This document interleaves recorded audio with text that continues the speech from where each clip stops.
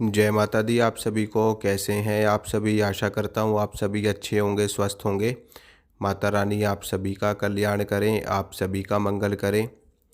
आज की इस वीडियो में मैं आपको ये बताऊंगा कि अगर आप ओम नमः शिवाय का 1.25 लाख जाप करते हैं तो आपको क्या प्राप्त होता है, और क्या सच में 1.25 लाख जाप करने से पंचाक्षरी मंत्र सिद्ध हो जाता है या इसके पीछे कुछ और रहस्य है।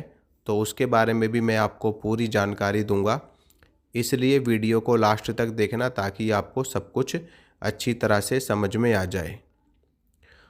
देखिए, ओम नमः शिवाय जो मंत्र है ये 6 अक्षरों का मंत्र होता है। अगर आप इसमें से ओम हटा देते हैं तो ये 5 अक्षरों का मंत्र रहता है। 5 अक्षरों का जो मंत्र होता है यानी कि नमः शिवाय, इसी को पंचाक्षरी कहा जाता है। और ओम लगाने के बाद में ये षडाक्षरी मंत्र बन जाता है, यानी कि 6 अक्षरों वाला मंत्र हो जाता है।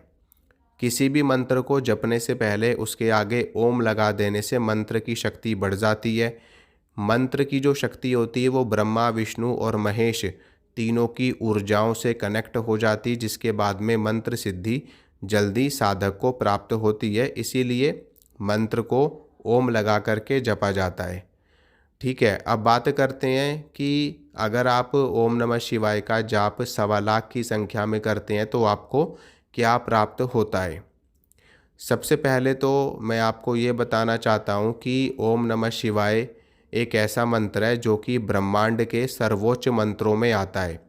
जैसे कि नवारण मंत्र है, ठीक है, और द्वादशाक्षर मंत्र है, अष्टाक्षर मंत्र है, गायत्री मंत्र है, महामृत्युंजय मंत्र है, वेदों के अन्य मंत्र हैं। इन सभी मंत्रों में से एक मंत्र ओम नमः शिवाय भी, यानी कि शिव पंचाक्षर मंत्र भी है। और ये जो मंत्र है ये पंचाक्षर स्तोत्र से लिया गया है जो कि भगवान शिव को समर्पित है। ये मंत्र इतना ज़्यादा शक्तिशाली है, इतना ज़्यादा सिद्ध मंत्र है, इतना ज़्यादा चमत्कारिक मंत्र है कि जिसके बारे में कुछ भी कहना सूर्य को दीपक दिखाने के समान है। बशर्ते बात यह है कि आप इस मंत्र का कितना जाप करके इसको सिद्ध करते हैं। वैसे तो आमतौर पर ये कहा जाता है कि अगर आप किसी भी मंत्र का 1.25 लाख जाप कर लेते हैं तो वो मंत्र सिद्ध हो जाता है, लेकिन ये बात पूर्ण रूप से सत्य नहीं है। ठीक है, सत्य क्यों नहीं है मैं उसके बारे में आपको बताता हूँ। देखिए, इस ब्रह्मांड में जितने भी मंत्र हैं, जितने भी तंत्र हैं, सबको भगवान शंकर ने ही कीलित कर रखा है। वो चाहे ओम नमः शिवाय हो, चाहे गायत्री हो, चाहे महामृत्युंजय हो, चाहे द्वादशाक्षर हो, अष्टाक्षर हो, सभी मंत्रों को भगवान शिव ने कीलित कर रखा है। और मंत्रों की सिद्धि तभी तभी साधक को प्राप्त होती है जब वो मंत्र को उत्कीलित कर लेते हैं, यानी कि मंत्र पे जो ताला लगा हुआ है उस ताले को खोल देते हैं। जिस प्रकार से घर में घुसने के लिए आपको ताला खोलना पड़ता है, उसी तरीके से मंत्र की सिद्धि पाने के लिए आपको ताला खोलना पड़ता है। ठीक है, अब हमारे शास्त्रों में मंत्रों को उत्कीलन करने की विधि भी बताई गई है। आप उस विधि का पालन करके पहले मंत्र को उत्कीलित कीजिए, उसके बाद में फिर मंत्र का जाप करिए, तो 1.25 लाख की संख्या में ही आपको मंत्र सिद्धि हो जाती है।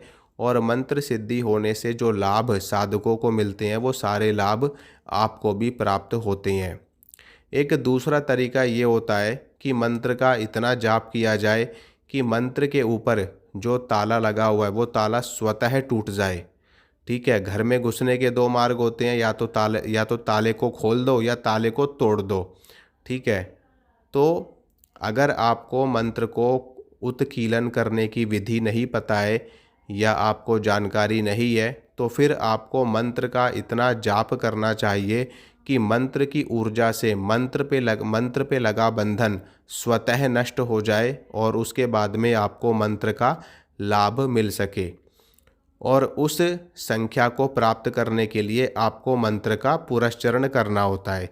यानी कि पंचाक्षरी मंत्र है तो 5 लाख, गायत्री मंत्र है तो 24 लाख, नवारण मंत्र है तो 9 लाख, द्वादशाक्षर मंत्र है तो 12 लाख, अष्टाक्षर मंत्र है तो 8 लाख, 3 अक्षरों का मंत्र है तो 3 लाख।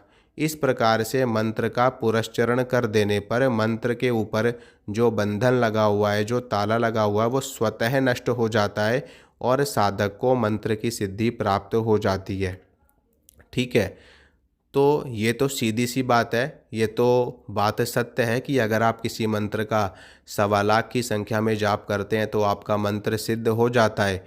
लेकिन कब सिद्ध होता है? जब आपको मंत्र को खोलने की विधि पता हो, मंत्र का ताला खोलने की चाबी आपके पास में हो, उत्कीलन की जो विधि है, जो विधान है, वो आपके पास में होना चाहिए।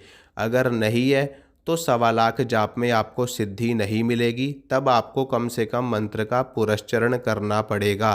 कम से कम एक पुरस्चरण तो आपको करना ही पड़ेगा, तभी आपको मंत्र की पूर्ण सिद्धि प्राप्त होगी और आपको मंत्र से होने वाले लाभ सभी तरह के प्राप्त होंगे। वैसे भी जब जब भी आपका कोई मंत्र सिद्ध होता है तो आपको कई प्रकार के अनुभव होते हैं, कई प्रकार की चीज़ें आपको दिखती हैं, कई तरह के फ़ायदे आपको होते हैं। और उसमें सबसे बड़ा फ़ायदा जो साधकों को होता है, जो भक्तों को होता है, वो ये होता है कि उनको उनके इष्ट का दर्शन होता है। वो दर्शन आपको सपने में भी हो सकता है, आपको साक्षात भी हो सकता है, या आपको गुरु के रूप में हो सकता है, या और किसी रूप में आपको हो सकता है। ये तो पहला बड़ा फ़ायदा होता है। दूसरा बड़ा फ़ायदा ये होता है कि जो भी आपके ऊपर नेगेटिविटी है या आपके आसपास कोई भी नेगेटिविटी है, आपके ऑरा में, आपके परिवार में, आपके घर में, वो नेगेटिविटी आपके इष्ट की कृपा से दूर हो जाती है। और जब हमारे जीवन से नेगेटिविटी दूर हो जाती है तो अपने आप ही हमारे सारे काम बनने शुरू हो जाते हैं, सारे काम हमारे सिद्ध होने शुरू हो जाते हैं। तो अगर आपको ये दो चीज़ें भी प्राप्त हो जाती है ना, मंत्र के जाप से, मंत्र की सिद्धि से, तो समझ लो कि आपको सब कुछ ही प्राप्त हो गया। तीसरा जो बड़ा फ़ायदा मिलता है मंत्र के सिद्ध होने पे, या मंत्र का जब आप 1.25 लाख जाप कर लेते हैं, वो ये है कि आपके अंदर वाक सिद्धि आनी शुरू हो जाती है। जैसे कि आपको पूर्वाभास होना शुरू हो जाता है, आप किसी के बारे में कुछ भी कहते हैं वो सत्य हो जाता है। कुछ अच्छा होने वाला है, कुछ बुरा होने वाला है, उसके बारे में आपको पता लग जाता है। ये सारी चीज़ें आपको स्वतः पता लगने लग जाती हैं, स्वतः आपको जानकारी होने लगती है। ये तीसरा चौथा बड़ा लाभ है जो आपको प्राप्त होता है मंत्र के सिद्ध हो जाने पे। यहाँ तक कि आपका खुद का तो कल्याण होता ही होता है, साथ में आप दूसरों का भी कल्याण करने योग्य हो जाते हो। आपके अंदर इतनी ऊर्जा आ जाती है, इतनी शक्ति आपके अंदर आ जाती है कि आप सामने वाले व्यक्ति की भूत बाधा को भी चुटकियों में दूर कर सकते हो, उसकी समस्या का पता लगा सकते हो, उसके बारे में आप सब कुछ बता सकते हो। जिस प्रकार से आजकल आप देख रहे हो बहुत सारे पर्चा बनाने वाले बाबा जी हैं, दरबार लग रहे हैं बड़े बड़े, है ना, अनेकों भक्त हैं जो लोगों की पूछा दे रहे हैं, जानकारी दे रहे हैं। ठीक है, तो ये सारी शक्तियाँ आपको प्राप्त होनी शुरू हो जाती हैं जब आपका मंत्र सिद्ध हो जाता है। लेकिन मंत्र सिद्ध करना इतना आसान नहीं होता। देवी देवता आपकी परीक्षा लेते हैं, आपके गुरु भी आपकी परीक्षा लेते हैं। और जब आप कोई भी साधना करते हैं, किसी अनुष्ठान में होते हैं, तो शक्तियाँ कई तरीके से आपका मार्ग भटकाती है। आपको कई तरीके से परेशान भी किया जाता है, आपको कई तरह की दिक्कतों में डाल दिया जाता है, आपको समझ में नहीं आता है कि क्या करना चाहिए ऐसी सिचुएशन में, साधना बंद कर दें या क्या करें। कई बार तो साधकों की साधना ही खंडित हो जाती है, कई बार उनको कहीं जाना पड़ जाता है, परिवार में, रिश्तेदारों में कुछ ना कुछ ऐसी बात हो जाती है जिसकी वजह से साधना रोकनी पड़ जाती है। तो कई तरह के भटकाव आपके जीवन में आते हैं जब आप किसी भी मंत्र को सिद्ध करने के लिए बैठते हैं। लेकिन जो दृढ़ संकल्पी होता है, जो अपने इष्ट के चरणों में पूर्ण रूप से समर्पित होता है, यानी कि समर्पण, जिसके अंदर पूर्ण रूप से भक्ति भाव है, समर्पण है, अपने इष्ट के प्रति प्रेम है, उसको जरूर सिद्धि प्राप्त होती है। उसको उसके इष्ट खुद ही अपनी शरण में बुला लेते हैं, खुद ही उसको दर्शन दे देते हैं, ज़्यादा मेहनत भी नहीं करनी पड़ती। तो मंत्र को सिद्ध करने के लिए मंत्र का जाप तो अनिवार्य है, साथ में इष्ट के प्रति भक्ति, समर्पण और आपके अंदर त्याग और अपने इष्ट के प्रति पूर्ण श्रद्धा, प्रेम भाव होना चाहिए, तभी आपको किसी भी मंत्र की सिद्धि प्राप्त होती है। नहीं तो फिर कितना भी जाप कर लो, आपको साधना में सफलता कभी भी नहीं मिलती। तो आशा करता हूँ जो जानकारी मैंने आपको दी आपको अच्छी लगी होगी, पसंद आई होगी। इसी तरह की जानकारी मैं आपको देता रहता हूँ। मिलूँगा आप सभी से अगली वीडियो में। जय माता रानी की।